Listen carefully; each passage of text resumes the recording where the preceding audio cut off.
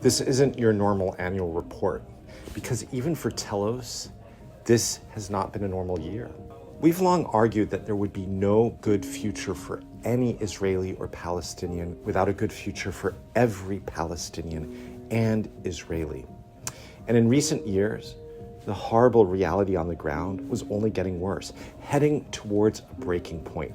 Yet, nothing could have fully prepared us for the horrors of October 7th and each and every day that has followed.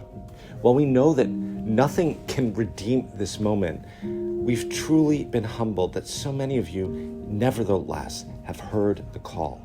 We often quote my late father, Aisa, who said, "To seek peace and pursue it." That is always the right thing to do, especially when it seems impossible. And that's exactly what so many of you have partnered with us to do, as impossible as it might seem. You've been on the front lines, calling and advocating for ceasefire and a release of all captives. Dozens of vigils, community organizing projects, advocacy, podcasts, social media movements that have reached hundreds of thousands of people and our leaders. We've seen communities all across the country adopt our principles and practices of peacemaking, using them as a framework not just to engage Israel-Palestine in this particularly fraught moment, but also our growing divisions here at home. And in June, a solidarity trip to Israel and Palestine to join our peacemakers on the ground deepened relationships with our partners there and brought home an urgent message to all of us. Now is the time to speak up and act. Hold our leaders to account, even if it doesn't seem to be working. And while so much of our work had to address the urgency of this moment in Palestine and Israel, we began this year, you may remember, by winning a National Civil Rights Award for our work in the U.S. South. And we've also expanded in Ireland, Northern Ireland, while preparing to re-engage in South Africa and Puerto Rico.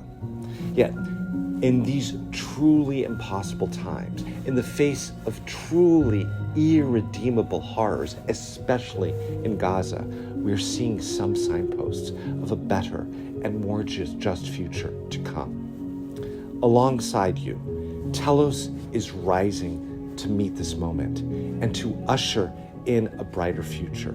People are finally paying attention. They're actually listening.